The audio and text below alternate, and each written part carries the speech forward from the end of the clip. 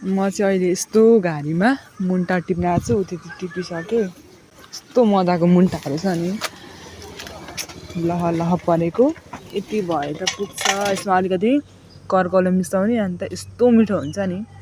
मैले चाहिँ यति मुन्टा टिपेँ है, कस्तो मजाको छ नि, कलिलो। घरको यस्तो गाउँको यस्तो अर्ग्यानिक खाना पाउँदा यस्तो मजा आउँछ। गाउँको भने गाउँकै हुन्छ क्या, यस्तो अर्ग्यानिक कलिलो। ल्याइसकेँ, अब चाहिँ मैले केलाउन थाल्छु। केलाइसकेपछि फेरि देखाउँछु है त। मैले चाहिँ त्यो मुन्टामा मिसाउनलाई चाहिँ यति कर्कलोको साग लिएर आएँ, कलिलो कलिलो है। अब चट्ट लाएर यसमा मिसाउने हो। लतक्क परेको हुन्छ है, यस्तो मिठो लाग्छ नि मलाई मिसाएको।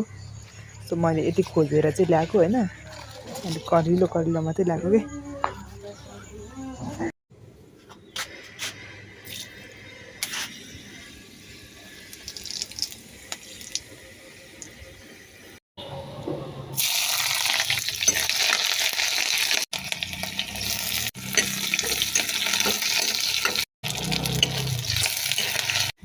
बाई द वे मैले साग चाहिँ पखालेर मात्रै ओइदिएको हो नि। फेरि यसले त नपखाली पकाइछे भनेर चाहिँ नभन्नु होला नि। हस्